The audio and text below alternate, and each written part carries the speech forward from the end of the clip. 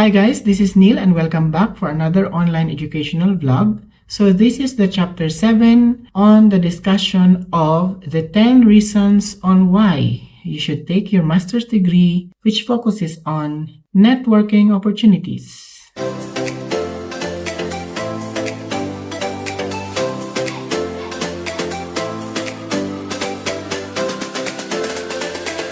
So based on this headings or based on the title of the discussion, networking opportunities, meron ako ditong a mini quote or quote ba ito? So babasahin ko na lang para masabi natin kung quote ba ito or something about learning na ideas lang. So ito siya. Building a strong professional network is one of the most underrated yet powerful benefits of pursuing a master's degree. Yes, kasi yun yung sabi ng boss ko previously na hindi ka lang kumukuha ng master's degree to acquire or gain specific knowledge or specialized skills and knowledge and abilities, kundi nagbe-build ka rin ng network connections. So bakit? Kasi ang pagkuha nga ng master's degree is something signifies that you have a specialized skills on a specific field, you have a specialized managerial or leadership skills. Yun yung isa sa mga reason kung bakit marami nagko-connect sa'yo at marami nagre-recommend sa'yo to take on the next position or the next level or a leadership role or a managerial role in their organization. So isa yan. Yung connections kasi din na yan, sila ay magbibigay sa'yo ng parang magpe-play ng major role sa'yo para magkaroon ka ng better career opportunities, better job opportunities, and yun ay makakatulong para sa iyong long-term goal para maging successful ka sa iyong professional journey. Next is, i-define naman natin, ano ba ang networking? So, networking, ano ba ito? Ano ba yun? Pyramiding? So, hindi yan pyramiding. Networking about your professional network only. So, ito yung description niya. Networking refers to building relationships with. So, sino yung with na yan? Who, why, and sino ba talaga sila? Ito yun siya. Fellow students and peers. So, of course, nag-aaral ka, iyang mga kasabayan mo or yung mga kaklase mo or yung mga ka-schoolmate mo or yung mga ka-level mo ng grades or ka-level mo ng year. Isa yan sa magiging connections mo in the future sa pagkuha ng master's degree. Kahit naman sa bachelor's, ganun din. Pero sa master's degree, more on ganyan talaga. Mas maraming connection. Next is professors and academic mentors. Yes, kasi yung iba nagko-connect talaga sa mga learners nila or sa mga students nila. Kasi nga, lalo kapag na-outshine or nag-shine ka doon sa research mo, gusto nila yung mga ganong tao. Yung iba nga ino-offeran pa nila para mag-work din doon sa institution kung nasaan sila. Another is the industry professionals and guest speakers. Yes, kasi kung marami nakakakilala sa iyo na mga professional na nasa industry na at saka mga nag-i-speech sa mga seminars or sa mga learning sessions. Yung iba kasi, tawag dito, yung iba doon is, ini-invite ka rin nila para mag-impart ng learning mo, para matuto din yung mga future or current learners na meron sila.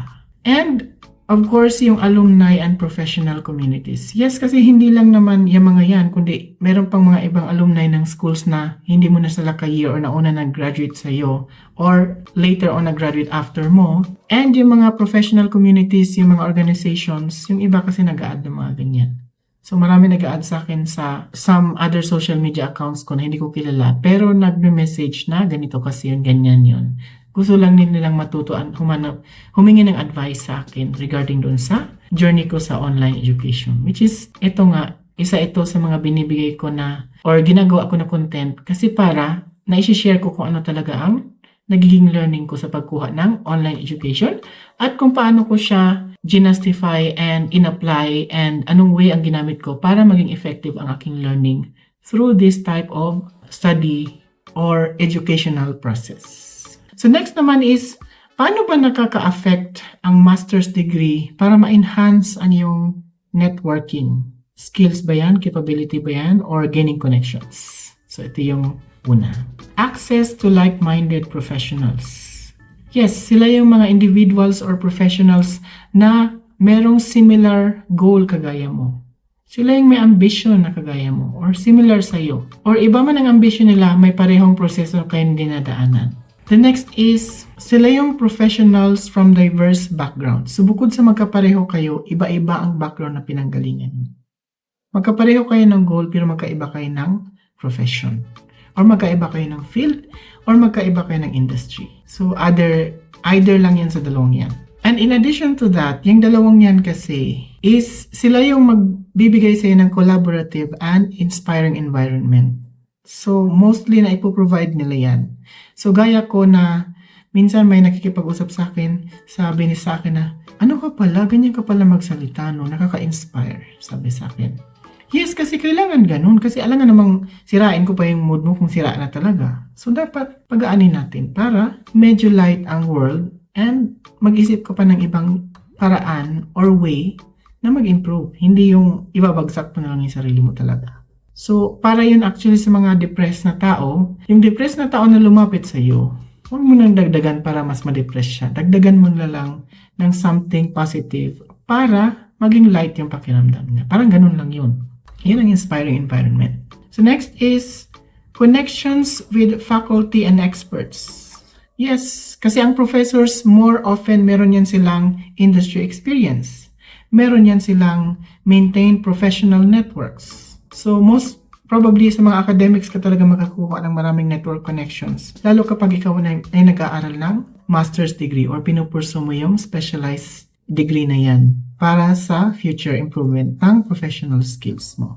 In other terms kasi dyan, ang network na galing sa mga professors or mentors mo, sila yung magbibigay ng future mentorship or recommendation sa iyo and much better career guidance. So, kaya kailangan mo yung mga network na yun. Third na tayo, which is industry exposures. So, sino yung mga yan? Mga program lecturers, mga workshop and seminars, trainers yan sila, or mga industry projects professionals. Yun yung mga nagbibigay ng mga learnings or nag-i-impart ng knowledge nila.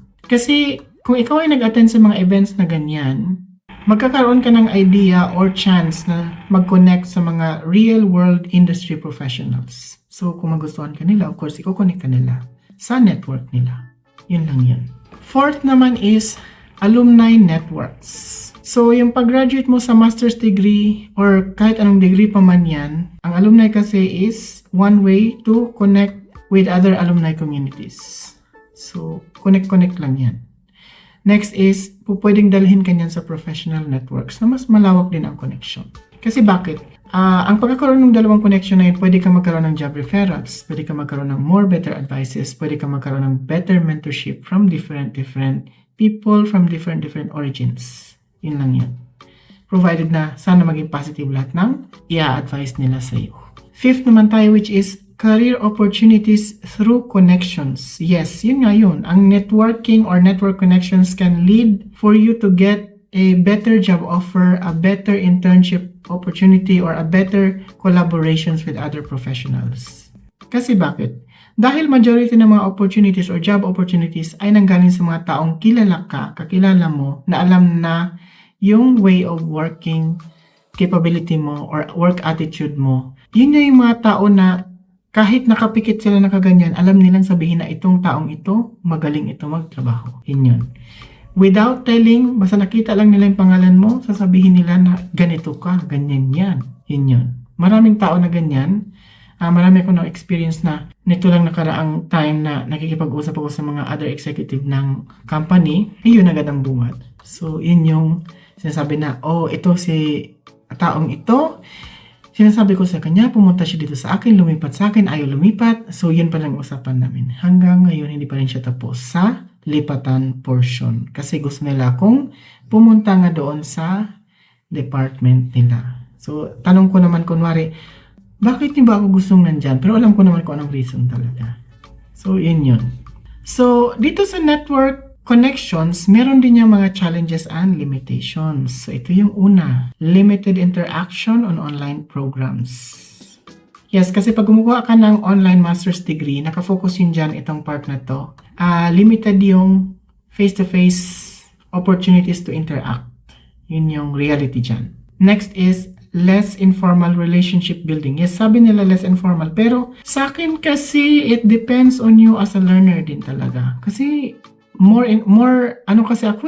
relationship building ang nangyari sa akin. So, hindi siya naging less. Kasi, ang pag-build naman ng meaningful connection, it doesn't mean na doon ka sa side niya, kailangan personal mo nakikita yung tao. It depends. So, hindi lang din yan for physically seeing each other, kundi yun yung support na kahit malayo kayo sa isa't isa, kumbaga sa relationship pa yan, LDR man sila, nararamdaman ng isa't isa yung support nila. So, hindi mo kailangang malapit, actually. Next limitation is passive participation. So, yun yung sinasabi na simply being enrolled is not enough. So, dapat pinupush mo talaga yung sarili mo to learn. Push mo yan. Kaya mo yan. Next is yung student who don't engage in interactive participation usually miss networking benefits. Yes, kasi hindi ka nag-shine according to what you need to do as the learner na interactively participating or actively participating sa isang discussion. Whether yan ay group forum, yan ay group chat, yan ay class discussion or online discussion. Kailangan mo talagang mag-appear dyan. So, kaya ako mahilig ako magtatanong ako isa-dalawa. After, okay na. Kung meron kaming mga online session. Pero kung wala naman, doon ako sa message, doon ko nilalagay lahat. Para mapansin ka naman kahit paano. Hindi naman yung over-questioning. Kasi magmumukha ka ng investigador pag ganun. Enough to question lang na alam nila na meron kang specific question na specific understanding or specific clarification na hindi nakaklarify din ng iba. It's very unique kasi pag ganun. So move tayo dito sa limitation number 3, which is, so this is about balancing your study, your work, and networking. Mga yan can be a challenge for you as a learner itself na naghahangad na ma-develop yung iyong professional skills, professional abilities, capability, and knowledge. Kasi bakit? Kailangan mo kasing i-balance yan through prioritizing and managing your time effectively. Kasi kung hindi ka effective mag-manage ng time and hindi ka effective in prioritization, then it might collapse in the middle of the process. Fourth naman na limitation is quality versus quantity of connections. Yes, kasi hindi naman niya nakabase kung gaano karaming contacts na meron ka, but what are the long-term benefits of it? Kasi no point na marami kang connections, wala naman ni isa doon ang makapag-offer sa'yo ng better opportunity. No use din yun. Meron kang 10 connection, pero bawat isa naman doon nagbibigay siya ng option to have a better job opportunity. So, hindi lang din quantity ang titignan. Minsan, ano yung quality ng offer na binibigay nila or ano yung improvement na may offer nila. Minsan, kailangan mong tignan din sa part na yun. So, moving on na tayo dito sa key factors that influence networking success. So, una is the level of engagement. So, yan na yung about participating in discussions, in group works, in group discussions, or having yourself to have an increased visibility on which discussions you join, which forums you join, or which sessions you attend. Kasi nga, ang pagiging active student will help you also to build a stronger networks or stronger professional network. Hindi lang yung nandoon ka ng tango ng ganyan. Okay. Walang connection na dumarating kapag ganyan ka. Yun. So, dapat very, very show off, na eksakto lang namang show off, hindi namang over, na ikaw ay actively participating sa mga discussion. Next is the program structure. So, yung program na yan, may group projects ba? May live sessions to encourage you to interact. It's either a structured networking opportunities ba ang mabibigay yan sa'yo or enhanced connection ba yan para sa'yo? Kailangan mo tingnan lahat yun based on the program structure na meron ka. Kung hindi man ganun kalakas, kailangan maghanap ka ng paraan paano may a-apply na magkaroon ka ng better connections after ng session na yan. Third is the institution support. Gaano kalakas ang alumni networks nila? Yung support ba niyan is number 1 in everything? Or wala talagang nagagawa para sa'yo? Pangalawa is, ang career services pa nila, nag-improve ba yung iyong networking potential? Nagkaroon ka ba ng enhancement in terms of getting a new network connection? Then, yung events ba nila and the platforms? Nagpa-facilitate pa yun ng enhancement to your network connections. Yung isa sa mga titignan mo dyan. So ako kasi hindi ko na binibase yung network connections na yan kasi nga, what's the point of basing only on network connections kung wala nga namang makakapag-offer yan sa'yo ng better job opportunities. So it is better to still develop your skills pa rin. Kasi yung skills and knowledge mo, and yung abilities mo kasi, without telling, pag nakikita ng tao, it's more than a connection. Yun lang yun. Fourth is your communication skills. So, yung pagkakaroon ng clear and confident communication skills helps you also to build a stronger connections. Kasi bakit? Ang professional etiquette or proper professional etiquette, yung pagkakaroon yan kasi, gives the other professionals an idea na karapat-dapat ka to be a connection, to be an advisor, to be a mentor, or to be a person na dapat offeran ng better job opportunities. Yun yung isa sa mga perfect example dyan. Next limitation is the use of digital platforms. Kasi bakit?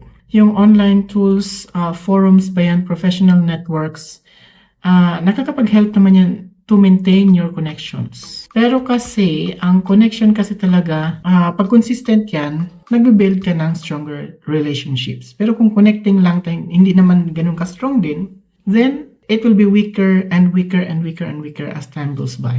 So, sometimes digital platform doesn't help and sometimes it helps. So, depends kung paano mo siya gamitin lang. Sixth limitation naman tayo, which is the personal initiative of the person who is in connection. So, ikaw ba ay nagre-reaching out sa tao na connected ka or connected sa iyo? Ikaw ba ay nag-a-ask ng questions? So, kapag nag-question ka ba, nagre-reply ba siya? Or kung ako ba ay tinatanong, nagre-reply ba ako? Nagre-response ba ako? And kung wala mang response, nagpo-follow up ka ba? Or nagpo-follow up ba ako? Essential kasi yan para masabi na meron kang initiative talaga personally to be connected on that person. The next one is, ang sinasabi is networking success depends on your effort. Yun nga, totoo naman yan. Kasi nga, kahit nga sa social media, for example, ako may subscriber, nagre-request, medyo malate man tayo ng response kasi medyo busy, pero at least nire-replyan pa din. And binibigay ko ano yung request kasi hindi naman masama na mag-request doon sa iyong kung ina-idolize mo man yan or gusto mo maging kagaya sa kanya or pinapractice mo yung sinasabi niya sa iyo sa video. Pero still, as a person who was being asked and requested to do something, kagaya nito lang na mag-share ng tips, kailangan ko yung gawin kasi nga para to better give idea or better give way of improving that skills, abilities, and knowledge na gusto ma-improve ng isang requestor or isang connection. So, yun lang yun. Kasi hindi lang naman ang connection for professional. Pwedeng ang connection is, I'm a fan of somebody. Fan ako ng isang lecturer. Pwedeng fan ako ng isang artist. Yun ay connection pa rin ang tawag doon. Kasi marami kasing tao na nagsasabi na ang connection is something about professional life. Hindi yun. Connection is something that will help you to have opportunities whether kung saan ka man, nagtatrabaho ka man, kung ikaw ay freelance model or artist or ikaw ay nasa government, connections ang tawag doon. Kapag ikaw ay mas nakakapag-process ng mas mabilis sa government, malakas ang connection mo. Isa yan sa pinaka-best connections na meron ng isang tao. Yun lang yun. Yun ang very, very common example doon.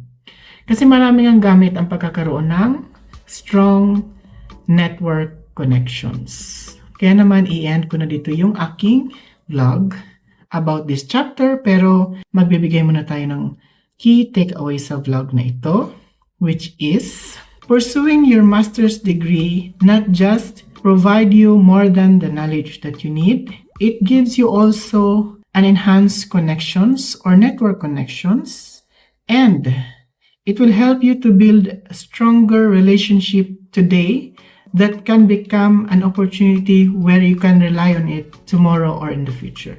So thank you for watching this vlog. Please don't forget to comment, like, and subscribe to my channel para lagi kang updated sa aking mga next online educational vlogs. Bye!